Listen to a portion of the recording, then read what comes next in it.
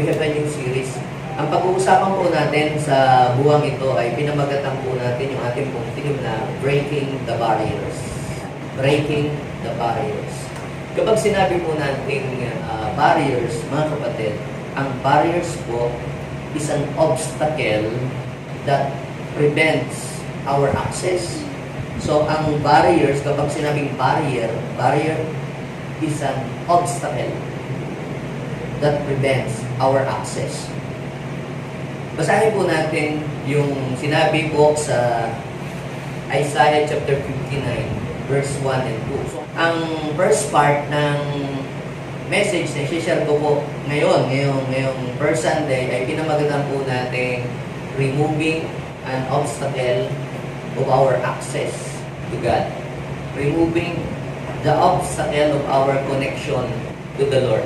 Sabi po ng Isaiah chapter 1 verse 59, sa Tagalog na lamang po natin basahin.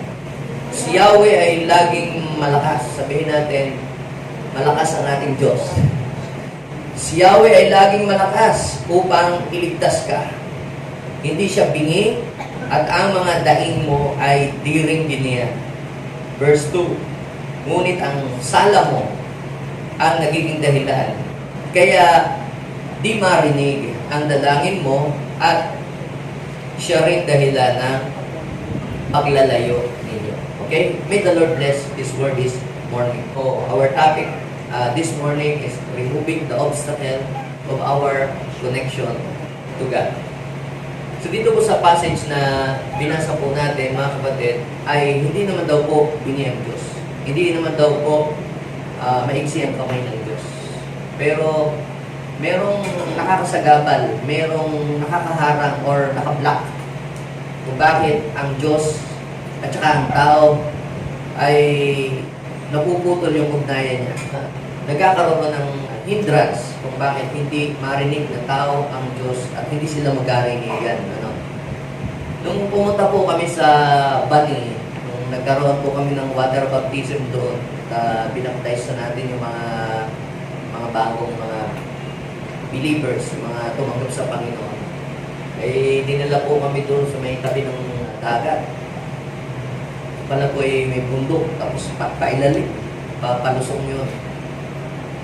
Kaya nandun po kami, nagtry po akong mag-send ng message, pero hindi ho ako maka-send at hindi rin po ako maka-receive ng message.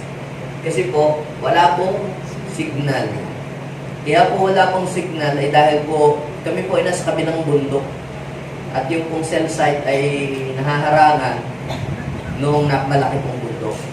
Noon naman kami ay pumunta dyan sa Burgos. Ay, pinuntahan namin bahay, yung pabubin. Talagang maraming mga puno-puno. Meron akong i-search na word sa internet kasi gusto kong malaman kung ano ba kahulugan ng salitang yun. Hindi din ako maka-access. Wala akong access. Eh sabi, Pastor, talagang mahina ang signal dito. Mahina nga ang signal dahil puro puno eh. Maraming yung mga puno-puno doon, yung mga malalaki. Dahil doon sa mga puno na yun, na-block yung signal. Kaya wala akong access. Kung magkaroon ng malakas na bagyo, i-close yung Cannon Road dahil marami pong mga natumbang puno. Marami din pong mga bato na umarang doon sa kalsada. Kailangan pa ng pakbo at ng mga power so para lagarihin, alisin yung mga nakaharang doon. Now, what is the point? Bakit po yun na nasabi? Ipinapakita lang dito, mga kapatid, na yung pong barrier, kapag mayroon pong barrier, ito po ang nagpo-cause ng delay. Itong pong barrier ay nagpo-cause ng delay, nakakaputol ng connection. Ang isa pa po ay nakakahinder para po tayo ay makarating doon po sa ating destination. Kaya minsan, nagtataka ka, bakit? Tagal mo nang nananalangin sa Diyos, ang tagal mo nang mayroon kang hinihingi, pero bakit hindi dumarating? Ang tanong, ayaw ba ng Diyos na ako ay blessed? O kaya, ang Diyos ba ay mahirap ba siyang tawagan? Ang Diyos ba mahirap ba siyang kontakin? Ang Diyos ba mahirap ba siyang hingan ng tulong? Ang sabi po sa ating binasa, Sa Isaiah chapter 59, verse 1 and 2, si Yahweh ay laging malakas. Pansinin niyo yung word na laging malakas. Ibig sabihin, walang araw o walang panahon o walang minuto o segundo na hindi siya available. God is always available to help you. Sabihin mo sa iyong katabi, God is always available. Eh ano ang nagiging problema? Bakit ang tao ay nawawalan ng access sa Diyos? Sabi, si Yahweh ay laging malakas para tayo ay tulungan. Hindi siya bingi para hindi marinig ang mga dalangin mo. So yung pag magpe-pray ka pala, hindi mo naman kailangan sumigaw ng napakalakas, di ba? Para mapakinggan ka sa iyong panalangin. Hindi rin naman maigsi ang kamay ng Diyos para hindi kanya matouch o para hindi kanya mahipo o hindi kanya maabot sa iyong sitwasyon. Eh, anong dahilan? Ang sabi ni Isaiah, ano ang dahilan? Tingnan natin kung ano ang dahilan. Ang sabi, ang sala mo ang nagiging dahilan kung bakit hindi naririnig ang dalangin mo. At ano pa? Ang kasalanan din ang nagiging dahilan kaya ang tao at ang Diyos ay nagkakalayo. Bakit sasabihin, ako naman pastor, lagi nga ako nagbibigay, nag-aabuloy nga ako, natulong nga ako sa mahirap, ako na may madasalin, ako naman tumutulong sa kapwa. Tama yun. There's no question with that. Okay? Pero ang tinutukoy dito na barrier ay yung sala mo. Hindi naman yung tama mo kundi yung sala mo. Ano ka ba? May tama ka ba o may sala ka? So, yun ang pag-usapan natin. Pag-usapan natin muna, alamin natin, what are the sins that can block our connection to God? Bakit kailangan malaman po natin ang ilang mga bagay na iyon? So that we will know kung ano yung mga bagay na kailangan natin alisin. Naalala niyo po ba, subukan yung magpa-doktor, tapos, ay, masakit ang tiyak ko. Tingnan mo na, tanggalin ko yung iyong appendix. Tapos mamaya, ay, masakit mo rin, tingnan mo na, tanggalin ko ang iyong bituka. Masakit mo rin, tingnan mo na, baka atay. Di ba, ang mga doktor, bago sila mag-opera, o bago sila manggamot, di ba, dinadiagnose muna nila kung ano talaga yung problema. Pinapa-x-ray pa nga para talagang matiyak. Mahirap naman yung aalisin mo ang isang bagay na akala mo'y barrier. Hindi pala yun yung barrier. Di ba? Yung pala ay siya pa yung nakakatulong. Minsan, ang inaalis natin, hindi yung barrier Ang inaalis natin, yung access. Akala natin, ito yung barrier, pero hindi naman pala yun yung barrier. Yun nga yung access para mapalapit ka sa Panginoon. So, ang sabi ng Bible, yung sala mo ang nagiging dahilan. Kaya hindi ka marinig, hindi ka maabot ng Panginoon. Yun din naging dahilan. Kaya tayo ay napapalayo o ang Diyos ang tao nagkakalayo. So ano ba yung mga kasalanan na tinutukoy ng Bible na nagiging dahilan, na nagiging barriers para tayo ay hindi magkaroon ng access sa Diyos. At kaya pati yung mga prayers natin, pati yung mga blessings ay hindi makarating. Nagkakaroon ng delay. At sometimes, na-abort yung mga blessing na dapat sana dadating sa atin. Sabi, pera na nga, naging bato pa. Ba't gano'n na nangyayari? Ngayon, ito po isasabihin ko sa inyo, para malaman po ninyo, hindi para i-condemn ang bawat isa sa atin. Not to condemn each everyone of us, or not to put you down, or to make you guilty, kundi para malaman mo, at pag nalaman mo ito, ay ayusin mo. Meron kang aayusin, meron kang tatanggalin, at meron kang babaguhin. So that magkakaroon ng maayos na daan para tayo mayroong access sa Diyos.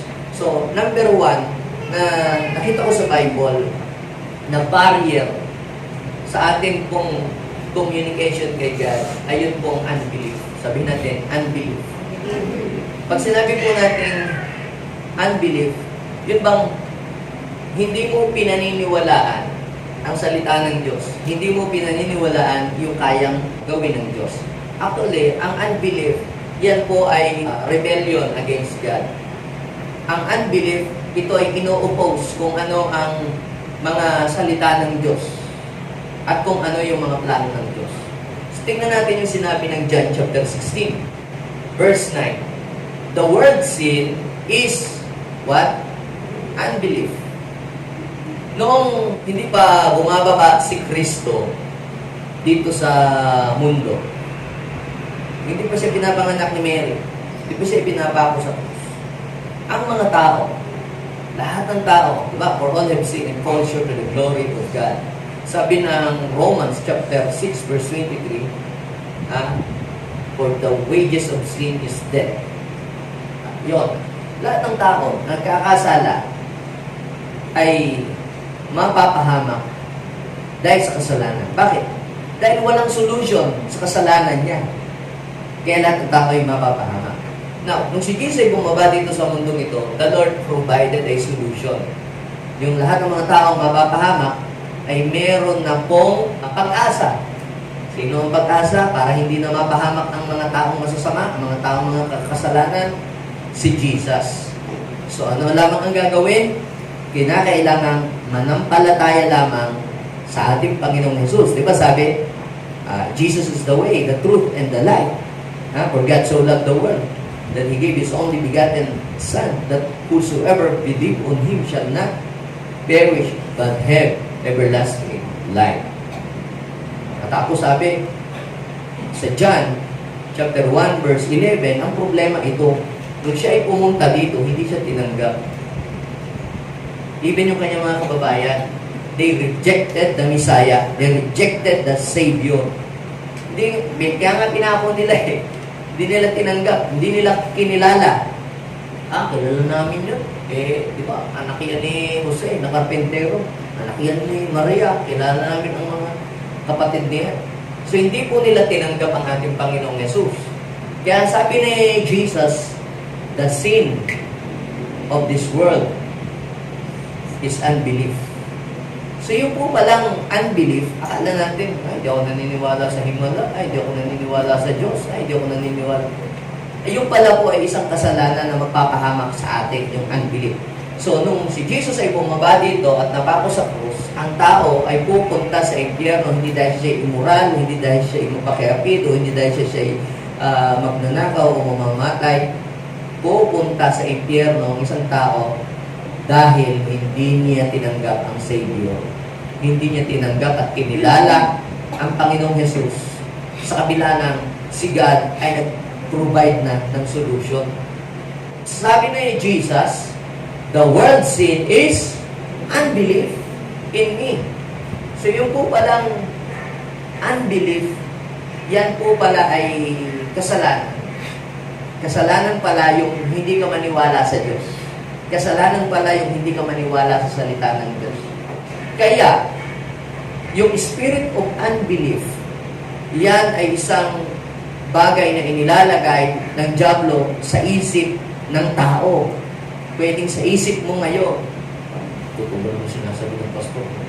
Meron daw second coming. Ibibless daw kami nito. Diba? That is a form of unbelief. So, ang unbelief, mga kapatid, is a problem of our thought, is a problem of our mind. So, kapag ipinipreach ang salita ng Diyos, ang gawin mo ay ibukas mo ang iyong isip. Ang gawin mo, kahit narinig mo na yung salita ng Diyos, kahit basic pa yun, ay pakinggan mo ang salita ng Diyos. Buksan mo ang iyong isip para tanggapin ang salita ng Diyos. Ang mga taong meron pong unbelief, sarado po sila. Ito na ang kinagisnan ko. Dito na ako namulat. Dito na ako pipigit. Di ba? Ito na ang kinamulatan namin. Ang mga magulang ko ay ganito na ang paniniwala, kaya lahat kami ganito. Ganito na kami. So that is unbelief. At ang sabi ng Bible, unbelief is a sin against God. Hebrew chapter 3 verse 12. Ang sabi po doon, see to it, brothers and sisters, that none of you has a sinful, unbelieving heart. Ingatan nyo, na isa man sa inyo ay huwag magkaroon ng kasalanan na ano yun? Yung sin na unbelieving heart. Kapag ang isang tao po ay mayroong unbelieving heart, yang pong taong iyan ay palayo sa Diyos. Nire-reject, nire-resist ang lahat ng mensahe na salita ng Panginoon. Ang unbelief, mga kapatid, ito po ay nakakahadlang o nakakasagabal para hindi natin maranasan ang mga miracle ng Diyos. Naniniwala ba kayo that God is a miracle working God? Amen. Ay, ako pastor ay naniniwala ako kung nakita ko na. Pero pagka hindi pa ako maniniwala. Kasi ako, to see is to believe. Kaya maniniwala lamang ako kapag nakita ko na. Nangyari na. Pero pagka hindi pa nangyari, ay hindi ako maniniwala. Alam niyo po, kapag sinabi natin faith is being sure of what we hope for, sabi ng Hebrew 11 verse 1, and certain of things that we do not see. Ang pananampalataya ay paniniwala sa mga bagay na hindi nakikita. Okay. Kinalugdan ng Panginoon yung mga tao noong unang panahon dahil sila po ay naniwala sa Diyos. Naniwala sila sa mga bagay na sinabi ng Diyos kahit hindi pa ito nangyayari. Kahit paparating pa lang. Ang sabi ni Paul sa Romans chapter 8 verse 24 and 25, sino ang aasa sa nakita na? So ito po palang faith, ito ay ikaw ay umaasa sa isang bagay na wala pa sa iyo, pero pinaniniwalaan mo ito'y darating at ito'y mangyayari, ito'y magaganap. Kapag daw po ito ay nakita mo na o nahawakan mo na, hindi mo na siya aasahan kasi nakita mo na. Hindi mo na kailangan ng pananampalataya kapag nakita mo na ang isang bagay. Ang pananampalataya ay ginagamit lamang kapag wala pa sa iyo yung isang bagay na hinihiling mo at hindi pa nangyayari sa iyo yung isang bagay na inaasahan mo at hindi pa nagaganap yung iyong ipinapanalangin. So, kailangan mo paniwalaan para yun ay dumating sa iyo. Sabihin mo sa iyong katabi, you will receive what you believe. So, ano ba ang pinaniniwalaan mo? O sinabi ko, wala nang himala, wala nang healing. O di, wala nang ang healing para sa iyo. Pag sinabi mo, wala nang miracle, o di, para sa iyo, wala nang ang miracle. Pero kung yung katabi mo ay naniniwala sa himala, ay may himalang mangyayari sa kanya kasi pinaniniwalaan niya sa buhay niya. Ibig sabihin, kung ano ang pinaniniwalaan mo, yun ang mangyayari sa iyong buhay. Kung ang pinaniniwalaan mo, hindi ka makakapasa, hindi ka na makakapasa. Kung pinaniniwalaan mo, hindi ka makakatapos ng pag-aaral, hindi ka na makakatapos ng pag-aaral. Kung ang pinaniniwalaan mo, ibe-bless ka ng Lord. Ibe-bless ka nga ng Lord kasi yun ang pinaniniwalaan mo. Sabihin mo nga ulit sa iyong katabi, you will receive what you believe. But the problem is unbelief can block the miracles of God in our lives. Si A.A. Allen, isang evangelist, noong 1965, siya po ay isang healing evangelist. Ang kanya pong ministry ay ginagamit ng Lord sa healing. Kaya po siya itinawag na miracle man. One time, siya po ay nagkaroon ng crusade, isang gabi, sa Colorado, US.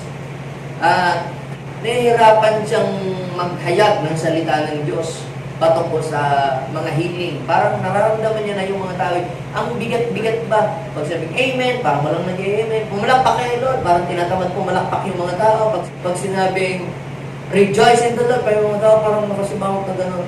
Kaya sabi niya, there is a spirit of unbelief in this room. Sabi niya, if you are here and you will resist or you are resisting the move of God, better to go home than to stay in this place. So, pagkasabi niyo po gano'n, umalis po yung mga hindi naniniwala. Yung pala kinokontra nila yung mga salita ng Diyos na pinapangaral ni A.A. Allen. Pagkatapos mong umalis yung po mga hindi naniniwala, then siya po ay nanalangin. ni-rebuke niya yung mga spirit of infirmity, sickness, and diseases. Bigla pong yung pong mga lumpo ay nakatindig, tapos yung pong mga bulag nakakita, yung mga pingkaw ang mga kamay po nila ay umayos. So, ipinakita po doon na ang spirit of unbelief ay isa po itong barrier para ang miracle ay hindi dumating sa buhay natin. Even si Jesus, sa Mark chapter 6 verse 5, pumunta po siya sa Nazareth kasi doon siya lumaki. Kilala siya ng mga tao. Kaya alam niyo minsan yung over familiarity. Over familiarity siya doon. Hindi naniniwala yung mga tao sa kanya. Mga kababata niya. Sino ba yan? Kilala. Ngayon, takarito din naman yan. Kilala ko yan. Nung si Jesus po ay nangaral na, ang sabi, and because of their unbelief, he could not. Ano ang naging barrier? Bakit hindi nag-operate yung miracle sa buhay ng mga tao? Bakit si Lord ay hindi nakakilos sa kanilang buhay? Ano yung barrier na ipinapakita dyan? Unbelief. Ang sabi, and because of their unbelief, he could not do any miracles among them except to place his hands on a few sick people and heal them. Now, sino lamang yung kinilusan at nakaranas ng miracle during that time? Few. Kaya sabihin mo sa iyo katabi, siguro naman, hindi tayo kabilang doon sa mga hindi naniniwala. So, yung few doon, yun lang yung mga naniwala. Kaya kung sino lamang ang naniniwala, yun lang ang makakaranas ng himala. Amen? Meron ba dito mga naniniwala? Bakit? Ang daling hindi maniwala kesa sa maniwala. Kasi sometimes, tayo ay nakabase doon sa reality, yung nangyayari sa sitwasyon natin. Walang nakatapos ng pag-aaral sa linya ng kamag-anak namin. Kaya lahat kami gayon. Ganun. Dapat pupuntrahin mo kung ano yung mga negative thing na nakikita mo. Kung sa linya ng aming mga kamag-anak walang doktor, walang engineer, sa akin magsisimula ang gayon. So, ibig sabihin, may pananampalataya ka. Di ba? Kaya sabihin mo nga sa iyong katabi, sa pamilya mo ay mga mahihirap, sa iyo mag-uumpisa ang mga papasaganain nito. Ang tawag po doon ay pananampalataya. Ang tawag po doon ay ikaw ay naniniwala na ang Diyos ay Diyos na mapagpalang Diyos. So yun po palang unbelief, mga kapatid, ay nakakahadlang para tayo ay hindi magkaroon ng clear access sa Diyos. Meron po isang father na dinala niya po yung kanyang anak na may problema. Ang problema ay hinihimatay. Meron palang evil spirit na nakasakay sa kanya, kaya siya hinihimatay na gayon. Dinala sa kanyang mga disciples, hindi naman nila pagaling. Tapos nung dumating si Jesus, hindi lumapit kay Jesus at nakiusap.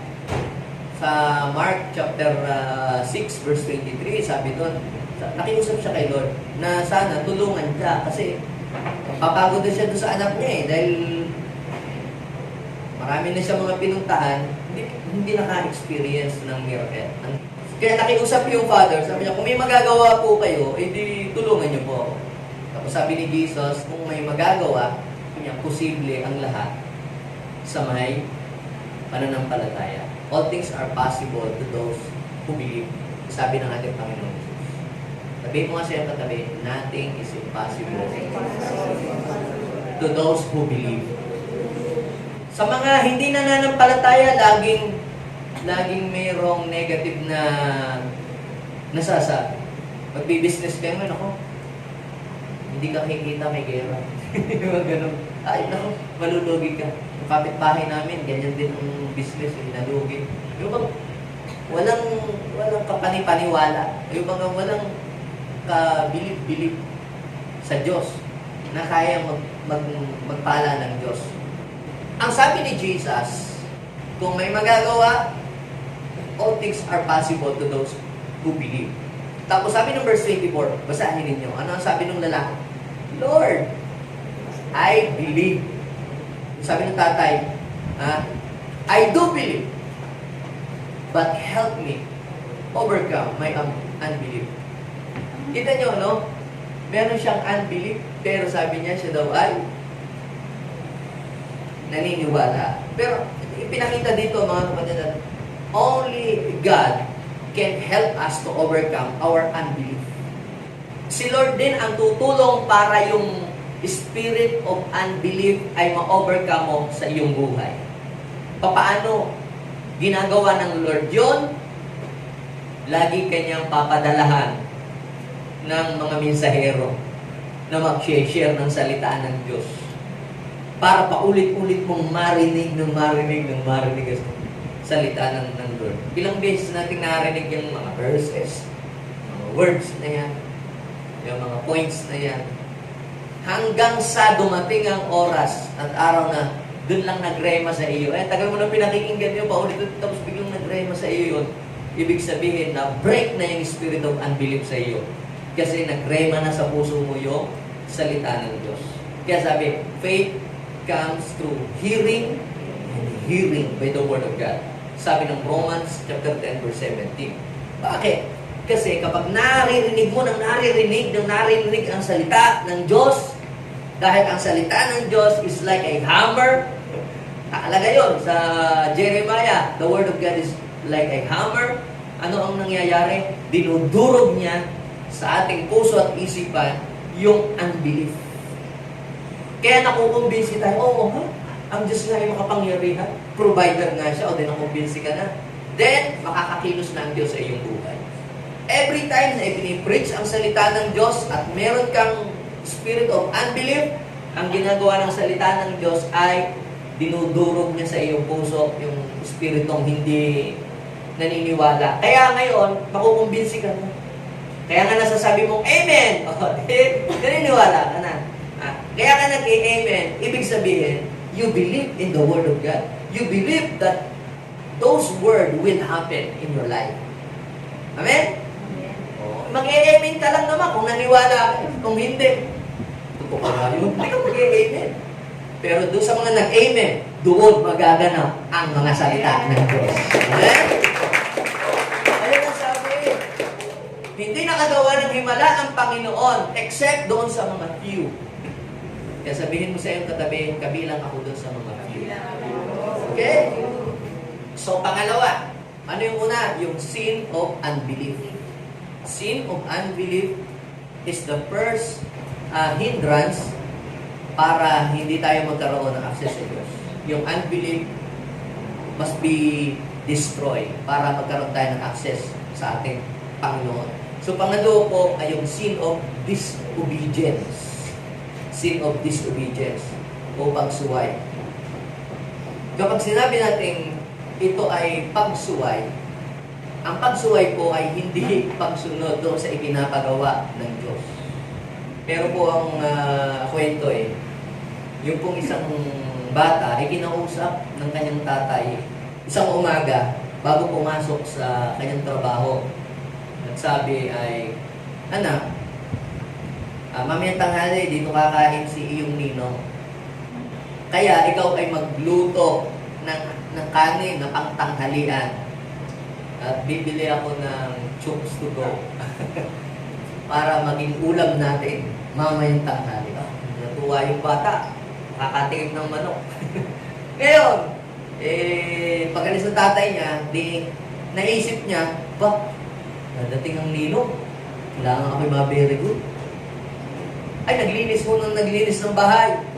Nagwalis ng nagwalis. Tapos, kumuha siya ng itak. Pinagtatabas niya yung mga damo-damo sa... Ay, nakakalimutan ho niya ngayong magluto.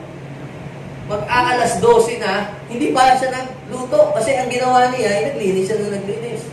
Ang ginawa niya ay yung hindi ipinagagawa. Mabuti ba yung maglinis? Yes. Mabuti ba yung magtabas-tabas? Mabuti lahat yun. Kaya lang ang problema, sa oras na yun, hindi naman yun ang ipinapagawa. Ang pinapagawa ay magluto. Ayan, pagdating, ay dito, narin ang tatay niya. O anak, nandito na si ninong mo, arin na, nakabili na ako ng manok na pang-ulam natin. O maghain ka na, labas mo na yung kanin. Tatay, pasensya na po, hindi po ako nakaluto. Dahil sabi niyo, dadating si ninong dito, kaya naglinis. Kung ikaw, ang ama, ang bata, ano ang magagawin mo?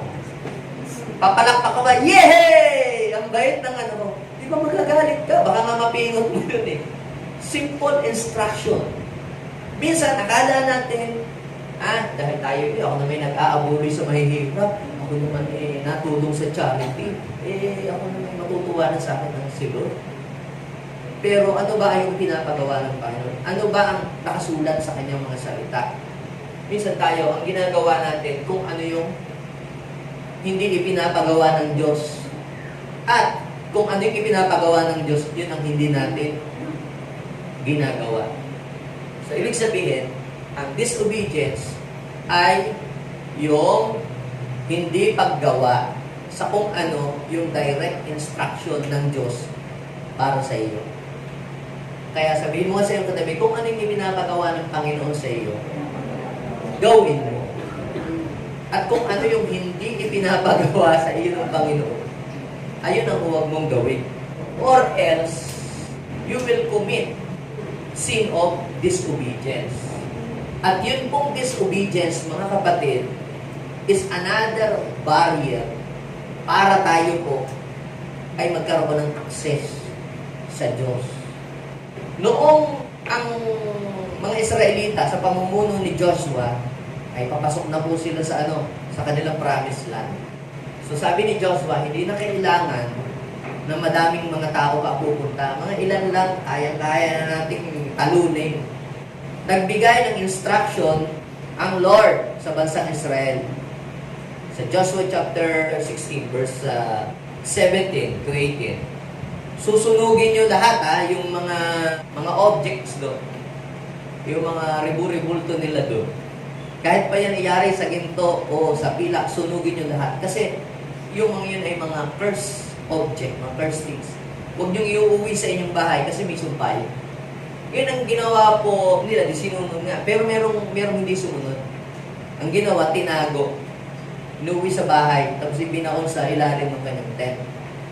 Yun po ay si Achan, ang pangalan ng lalaki niya. At yun po ay makikita natin sa Joshua chapter 7 verse 1. Kita niyo po. Sabi doon, ngunit nilabag ng Israel ang utos ni Yahweh. Actually, isang tao lang naman ang gumawa. Hindi naman lahat. Isang tao lang. Pero kita niyo yung naging effect ng disobedience. Yung pagsuway ng isang tao ay nagkaroon ng consequences, pati yung mga hindi naman sumuway, nadamay tuloy.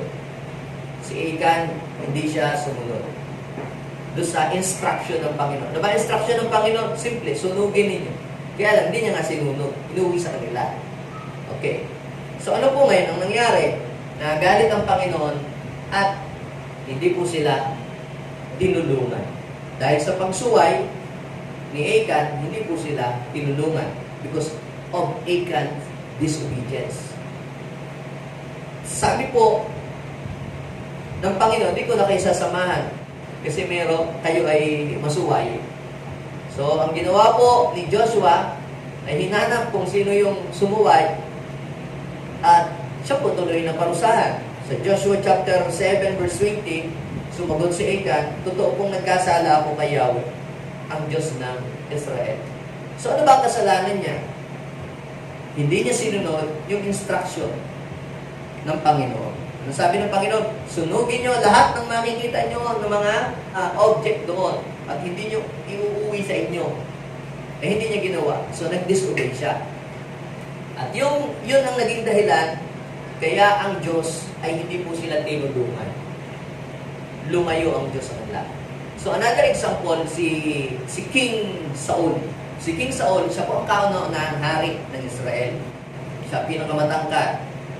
Siya ang kauna-unahang naging Israel na pinili ng Diyos. Alam niyo po, ang promotion, bago bigay sa iyo ng Diyos ang promotion, itetest ka muna ng Lord kung sa bawat instruction na ibibigay niya sa iyo, ikaw ay susunod sa Kanya. Di ba tayo, gusto natin ng promotion, gusto natin na tayo i-elevate ng Panginoon ng buhay, pero bago gawin sa iyo ng Diyos yun, ikaw muna ay bibigyan ni Lord ng instruction. At kapag sinunod mo yung bawat mga instruction na binibigay sa iyo ng Lord, then, sa bawat pagsunod mo na ginagawa sa Panginoon doon sa Kanyang utos, then unti-unti yung promotion ay nadating sa iyo. When you stop obeying God, then promotion will stop. Blessing will stop. So, anong nangyari? Sabi ng Lord, lusubin ninyo ang mga Amalekites. Pinangunahan ni Saul yung paglusob. Ano ba ang instruction ng Lord? Patayin nyo lahat. Huwag kayong magtitira. Ubusin nyo sila. Pati yung mga hayop. Sunugin. At ialay sa akin. Ngayon, ang ginawa, pinatay nga yung mga kalaban. Pinatay yung mga pangit. Pinatay nga yung mga hayop, pero pinatay yung mga bayat. Pati yung hari, na sabi ng Lord, patayin. Dahil kung hindi sa papatay, magiging tinik sila sa inyong lalamunan habang buhay. O kaya ngayon, yan, dami nilang kaaway. Kung nung panahong yun, inubos na lahat, di wala silang kaaway. Bakit pa sila uubusin? Kasi masasama sila. Those people, they are rebelling against God. Sumasamba sila sa mga halimaw. Sumasamba sila sa mga kung ano-anong mga espiritu. That's why the Lord used Israel to destroy them para parusahan sila. Kaya lang, hindi sumunod si Saul. Inuwi yung mga chicks. Ngayon, pumunta si Samuel at tinanong, kumusta? Anong nangyari sa pinapagawa sa inyo ng Lord? Hallelujah, praise the Lord. Sinunod ko si Lord, nilusog namin yung mga Amalekites at pinagpapatay silang lahat at pati yung mga hayop sinunod namin. Sabi, ano yung mga naririnig kong sa likod ng inyong bahay na mayroong mga umak ng mga baka? Yan ihahandog namin kay Lord. Yan i-offer namin sa bundok at magpapasalamat kami. So, nagalit ang Panginoon dahil sa ginawa po ni King Saul. Masama ba ang mag-alay kay Lord? Hindi po masama mag-alay kay Lord. Masama bang magbigay ng handog sa Panginoon? Hindi po masama. Kaya lamang, si King Saul, he violated the instruction of God. Ano ba ang instruction? Sabi ba ng Panginoon, iuwi ninyo, pagkatapos sunugin ninyo? Wala pong sinabing ganyan. Ang sinabi lang, sunugin lahat. Ngayon, kinonfront ni Samuel si Saul.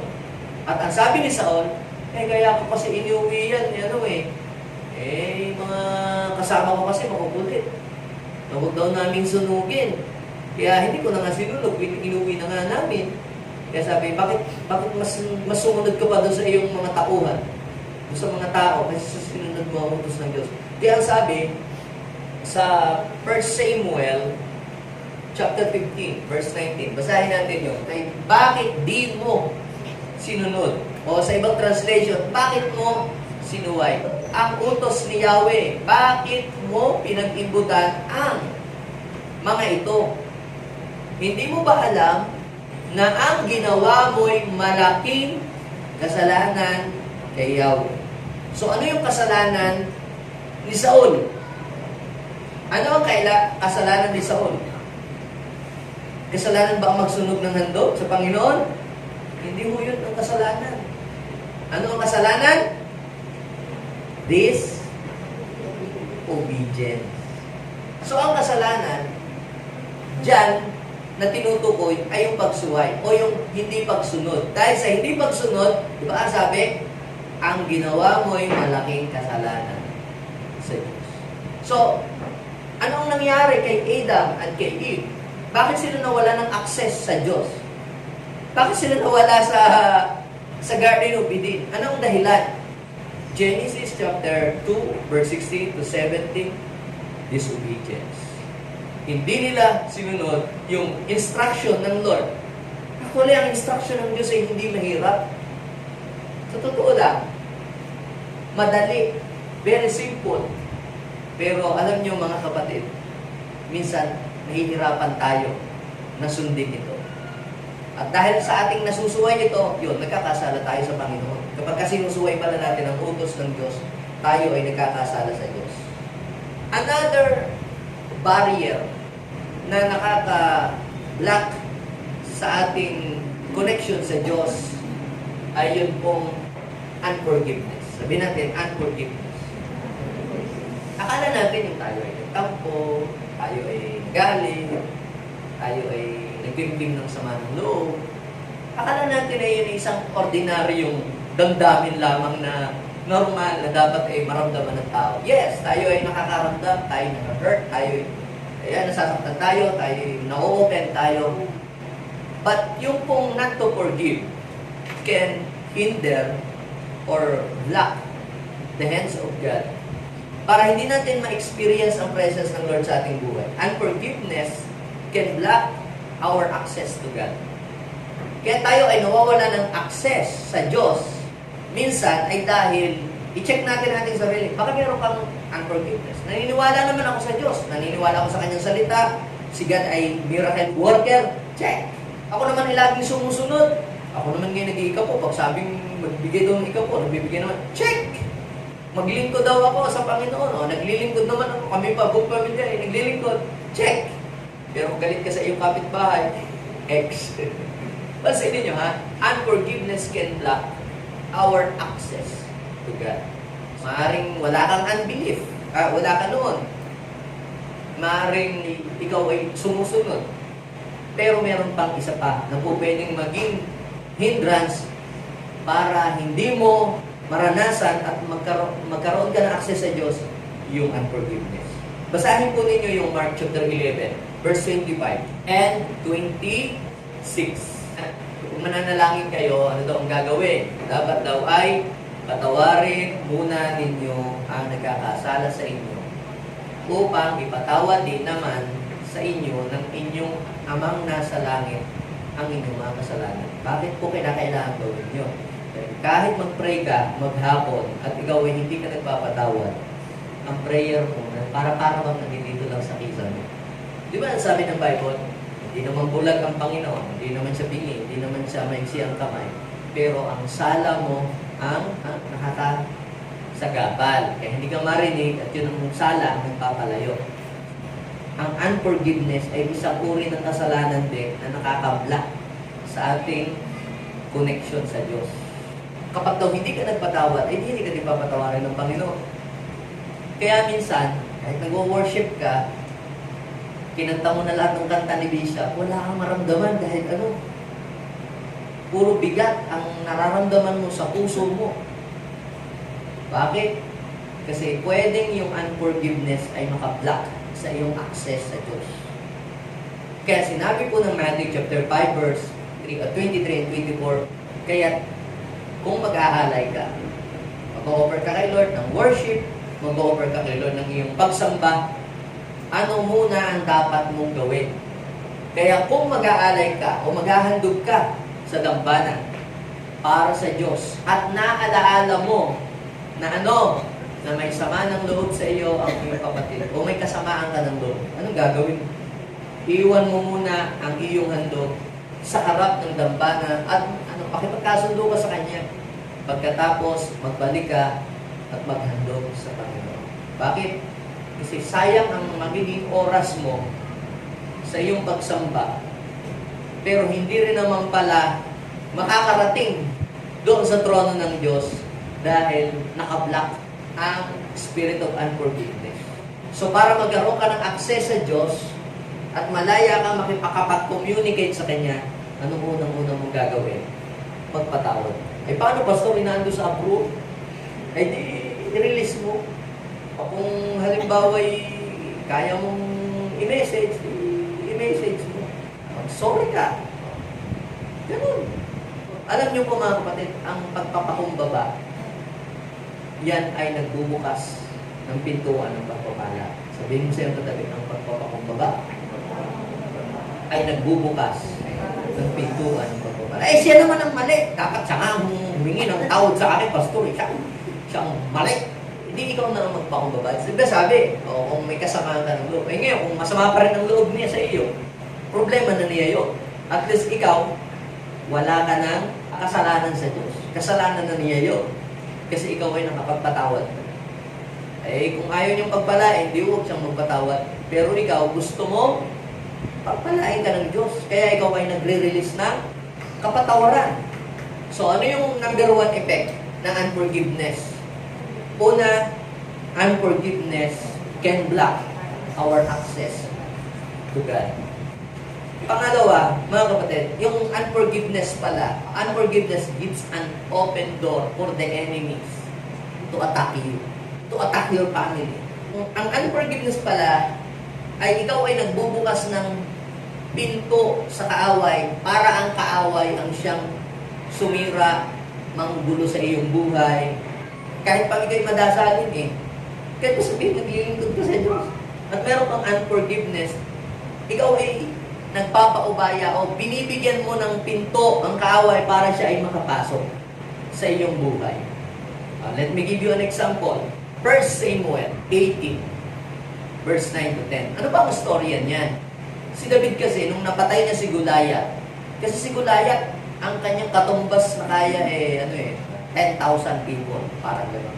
Laksa-laksa. Kasi marami na daw siyang pinatay. Marami na siyang mga tinalo ng mga kaharian. Eh ngayon, si David, natalo niya si Goliath. Nag-compose sila ng jingle. Para bang yung sa mga kandidato. Libo-libo ang pinatay ni Saul. Tapos, laksa-laksa ang pinatay ni David.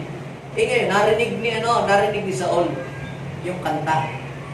Nagpanting ba naman ng tainga? Pulong na lang siya ang gawin nilang hari. At mula noon po ay siya'y nagalit, nagtanim na siya ng galit, ng sama ng loob. Pag nakikita niya si David, parang gusto niya ito laging tirisin. Isang araw, nagalit siya. Naging mainit na daw po ang kanyang mata. May sore eyes yan. Joke lang. Okay? Mula noon, naging mainit na ang mata ni Saul kay David. Galit talaga. Kinabukasan, anong nangyari?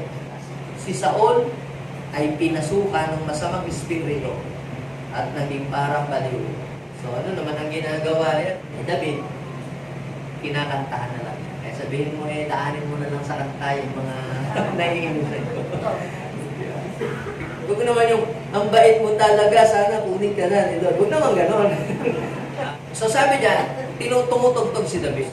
Tulad ng ginagawa niya araw-araw. Kaya, alam niyo po mga kapatid, kung meron pa yung mga persecution, meron po kayong mga trials, how to face our trials, na may katagumpayan, mag-worship ka na lang kay Lord. Sabihin mo sa iyong katabi, mag-worship ka na lang kay Lord. Ano po ang sabi? Hawak noon ni Saul ang kanyang sibat at 2 beses niyang sinibat si David sapagkat gusto niya itong patayin. Kita niyo, ang taong may galit, ang gusto niya palagi ay mamatay na ang kanyang kinaiinisan. Yes, totoo yan. Ang lagi niyang panalangin sumpa. Di ba, Pastor? Nasa Bible yung ipanalangin mo yung mga kaaway. Kaya nga, ang panalangin ko bumuka ng lupa at lunukin dyan. Yung prayer na yun, ang nakalagay sa Bible, sa Matthew chapter 5, verse 44 to the following verses, ipanalangin mong siya'y pagpalain at huwag magsumpain, di ba? Blessing. Para kung ano yung sinasabi mo, yun ang babalik sa iyo. Kung ano ang prayer mo sa iyong kapwa, yun din ang babalik sa iyo. Para kasi yung pagtatanim kung ano ang tinanim mo, yun ang aanihin. Nasabi kung nauuhaw ang iyong kaaway, painumin mo. Pero kung lagyan ng Bible, kung nabubuto ang iyong kaaway, pakainin mo. Sa gayon, mapapahiya siya. Diba? Sabi ng Book of Romans, then, do not be overcome by evil, but overcome evil with good. So, ano pa? Ang unforgiveness, ano yung pangalawa? Unforgiveness gives an open door for the enemy. So, paano masasaraduhan yung pinto? Ano yun? Kinakailangan, magpatawad ka. Kahit masama ang loob mo, magpatawad ka. Kahit mabigat sa loob na gawin, magpatawad ka. Sabi ng Lord obedience. Okay, ang pangatlo, na ginagawa ng unforgiveness, ito, unforgiveness is a hindrance to enter to heaven. Sino dito gustong pumasok sa langit? Alam niyo po ba na ang unforgiveness ay nakaka-block para ang isang tao ay hindi makapasok sa langit. Marami po akong na-minister ng deliverance na mga namatay na kaluluwa ay pumasok sa katawan ng tao. Kaya pala ang tao ay mayroon siyang mga daladalang mga sakit. At alam niyo po ang sinasabi, kaya hindi sila nakapasok sa langit dahil galit po sila. At kinamatayan na nilang sila ay may galit at sama ng loob at pinanakit sa tao. At kung sila ay mamatay, nandun sila sa kadilim. Mabuti na lang ito hindi naman ito ganito lagi ang sitwasyon. Nahabag ang Diyos sa kanya. Kaya siya ay na-encounter sa deliverance. At hinahingi natin ng tawad sa mga pinagagalitan niya. Kasi siya po ay namatay, pinatay, at siya po ay ni-rape. Nung mag-release po siya ng kapatawaran, nakita niya ng liwanag at tinawag siya ni Jesus, at siya po ay nakapasok sa langit. At tapos yun naman tao na kanyang sinakyan na may sakit ay gumaling din. Kaya sabihin mo sa iyong katabi, huwag mong ahayaan na ang galit ay mag-usap sa iyong buhay. Ang sabi ng Matthew chapter 6 verse 14 to 15, if you forgive those who sin against you, your heavenly Father will forgive you. O ano naman sabi ng verse 15, but if you refuse to forgive others, your Father will not forgive your sin. So, pag hindi ka pinatawad ng Diyos Ama, anong nangyari? E di pag namatay ka, hindi ka makakapasok sa langit because unforgiveness can hinder us to enter into the kingdom of heaven.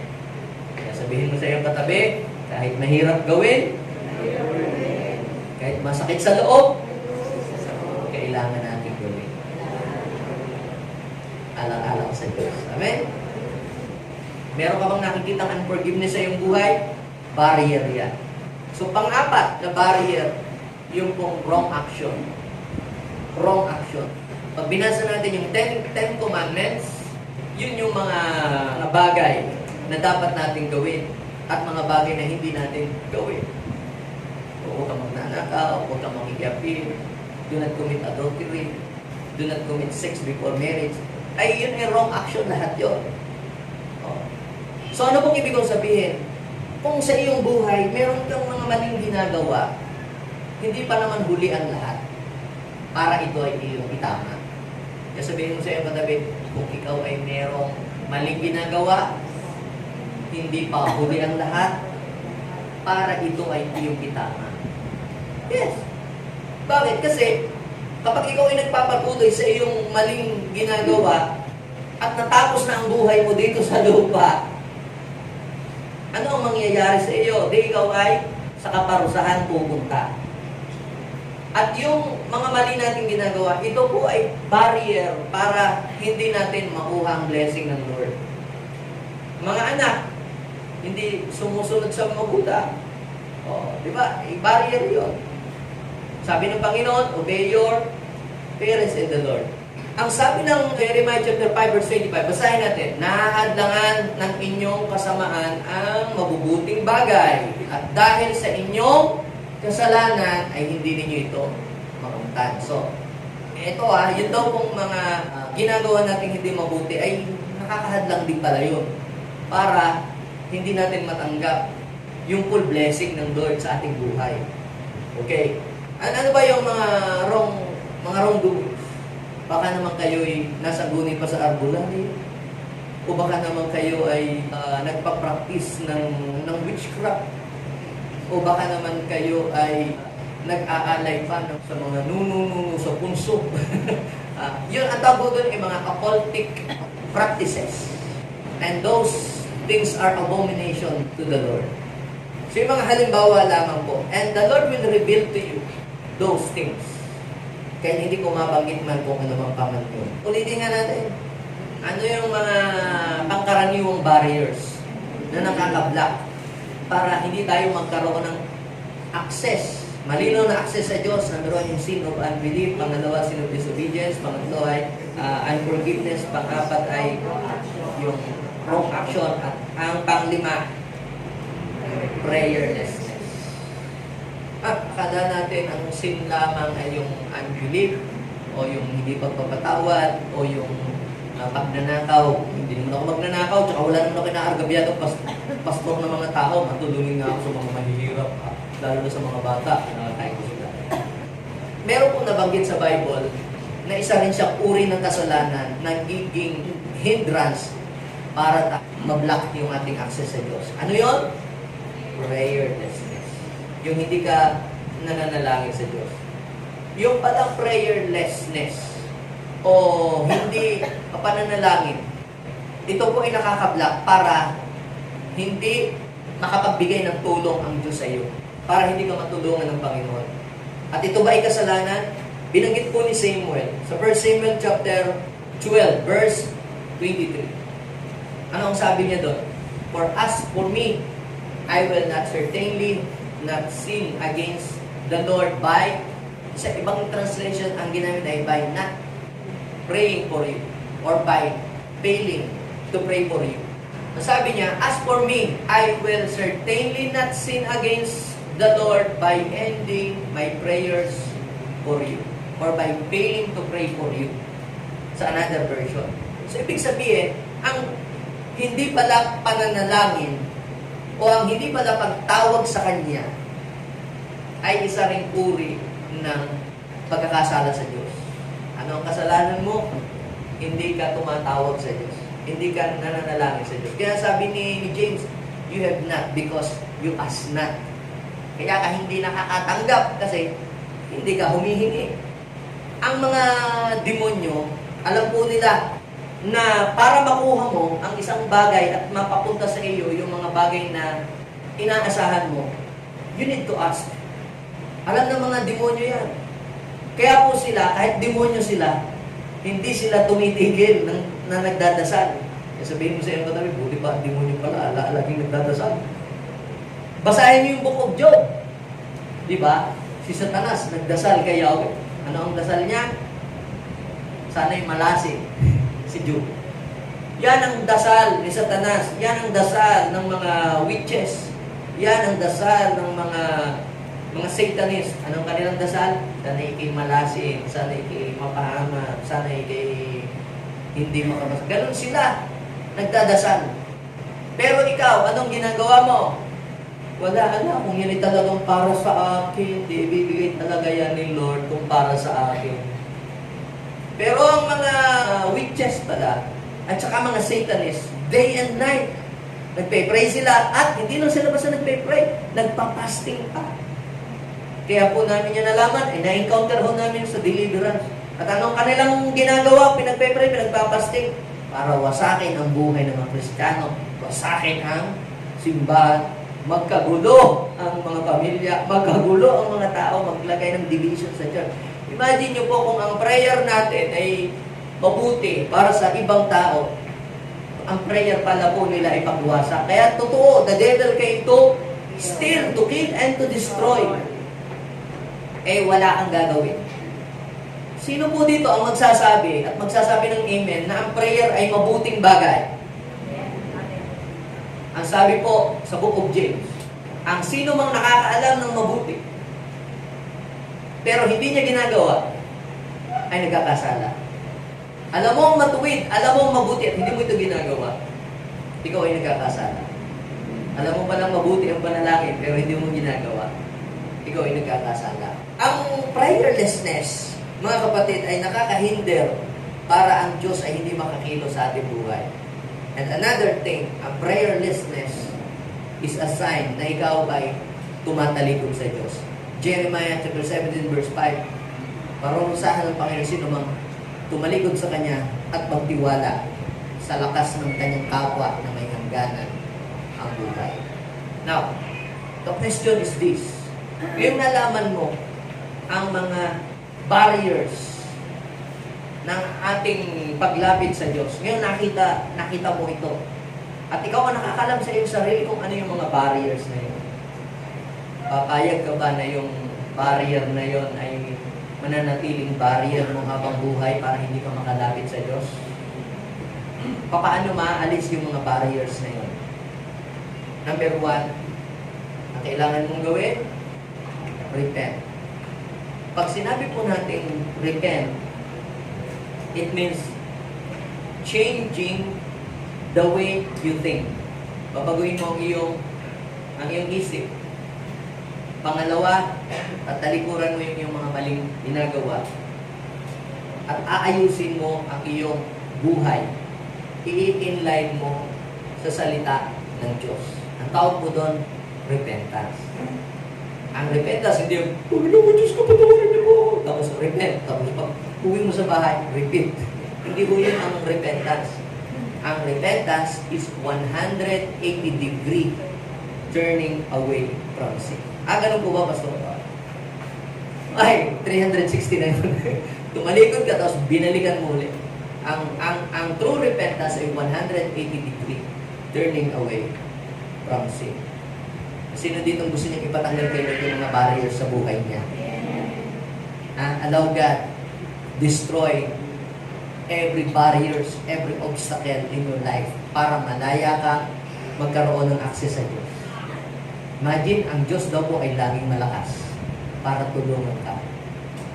Kaya, ang problema, wala sa Diyos. Baka kaya tayo ay pagka nananalangin, walang breakthrough ang buhay, wala tayong mga ma-experience na miracle. Ang problema, wala sa Diyos, baka nasa atin. Pero, I am telling you this, mga kapatid, not to condemn you, not to put you down, but to help you to have a real access to our Father. Sino itong gusto magkaroon ng access sa Diyos? Ipadurog natin, ipasira natin, ipawasak natin lahat ng barriers na yun para malaya tayo makalapit sa Ama. Tayo kung lahat ay tumindig, tayo lahat ay tumayo. Suko natin sa Diyos ang ating buhay. I am telling you, kapatid, mahal tayo ng Diyos. Ang sabi ng Panginoon, ang sino mang lumalapit sa Kanya, hindi niya itataboy. Ang sino mang dumudulog sa Kanya, hindi niya itatakwil. Ang mga nagpapakumbaba, Kanyang tinutulungan. Ang mga nagpapakumbaba, Kanyang itinataas. Yes. Ang purpose ng ating paglapit sa Kanya at ang purpose ng ating pagsamba ay para itaas at bigyan siya ng kaluwalhatian. Ang sabi ng Bible, offer yourself as a living sacrifice to the Lord. Yan ang best offering na may offer natin kay God. Ang ating buhay, ang ating sarili. Hindi po natin kayang tanggalin ang mga barriers na yan. Hindi natin po kayang eliminate ang mga barriers na yon without the help of God. Jesus said, apart from me, you can do nothing. Ang bagay lamang na pwede nating magawa ay isuko ang mga barriers na yon. Ang kaya lahat ng nating gawin ay pagsisihan ang mga barriers na yon. Pero ang durugin ang mga barriers na yon, yan ay trabaho ng Diyos sa ating buhay. At magagawa lang na durugin ng Diyos, ng anointing ng Diyos ang mga barrier na yon. If you are willing, if you are decided na Lord, ayaw ko po na habang buhay, na dala-dala ko itong mga barriers na ito. Ayaw ko po na habang buhay, nakakulong ako sa mga barriers na ito. Kapatid, napakalawak ng mga bagay na gustong gawin sa iyo ng Diyos. Napakalaki ng pangarap ng Diyos para sa iyo. Kaya lang hindi natin ito ma-achieve. Hindi lang natin ito maabot. It is because of the barriers around you. But today, we will not allow those barriers to hinder us, to block us, para hindi mangyari ang kalooban at ang planong maganda ng Diyos sa ating buhay. Yes, come on, surrender every barriers to the Lord. Ikaw ang nakakalam, hindi ko alam kung ano yung mga barriers na yan sa buhay mo. Kapatid, instead na yan ay mahalin mo ang mga barriers na yan. Instead na yung barriers na yan, i-keep mo sa iyong buhay, ay ibigay mo sa Diyos. At huwag kang mag-alala kapag ibinigay mo kay Lord yan, papalitan ng Diyos ng napakagandang bagay, ng pagpapatawad. Papalitan ng Diyos ang lahat ng iyon, ng tagumpay, ng pagpapala, ng breakthrough. Yes, hallelujah, come on. As you surrender every barriers, every obstacle na nakikita mo sa iyong buhay, tandaan mo, breakthrough will come in your life. There will be a great breakthrough. Breakthrough will happen in your business. Breakthrough will happen in your family. Breakthrough will happen in your job, in your career, in your ministry. Lord, we surrender everything to you. We surrender every barriers, every obstacle in our lives. Maging ang mga sama-sasamang pag-iisip, we surrender all those things, even ang unbelief. Kapatid, let's surrender everything before everything is too late. Yes, huwag nating hayaang tayo ay malayo sa Diyos because of those barriers. Yes, marami pang pwedeng gawing maganda ang Panginoon sa buhay natin. Huwag nating hayaan na ma-miss natin yung mga magagandang plano ng Diyos ay hindi mangyari. Huwag nating hayaan na ma-abort yung mga magagandang plano ng Diyos sa buhay natin dahil kinikip natin sa puso natin yung mga barriers na yun. Now is the time to surrender every barriers in your life. Ikaw ang nakakaalam kung ano yung barriers na yun. Yes, surrender mo ito kay Lord. God, patawarin mo po kami. Hindi po namin kayang bitawan. Hindi po namin kayang tanggalin sa sarili naming lakas.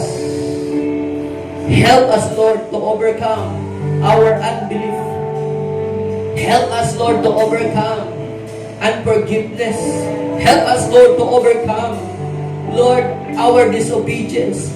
Help us to overcome, Lord, yung mga wrong actions, mga wrong attitudes. Help us to overcome prayerlessness. Help us to overcome those things, those evil things. God, ayaw naming mapalayo sa iyo. Gusto naming maranasan ka sa buhay namin. Yes. Sige kapatid, makipag-usap ka sa Panginoon. Sabihin mo sa Kanya, Lord, hindi ko po kaya tanggalin ang mga barriers na ito. I need your help. I need your help. I need your strength. Palayain mo ako sa mga barriers na ito. Palayain mo sa mga barriers na ito. At habang kinikip mo ang mga barriers na yan, bumibigat ang iyong buhay. But as you surrender to the Lord, God, inililip up ko sa iyo ito. Kayo po ang nakakaalam, Panginoon, ng aking buhay. I am surrendering those things to you. Help me, Lord. Wala kang ibang panalangin kundi help me, Lord. Kagaya ng isang father na lumapit kay Jesus. I believe, Lord, but help me to overcome my unbelief. Yes, He will come and help you to overcome those things. And He will destroy every barriers in your life. Thank you. Oh, we bless your name. Come on, talk to Him, talk to Him. Just give Him a time. Yes. Na siya ang mag-aalis, siya ang magtatanggal niyan. Oh, yes, Jesus. We surrender everything to you. If you want to cry out, just cry out to the Lord. God,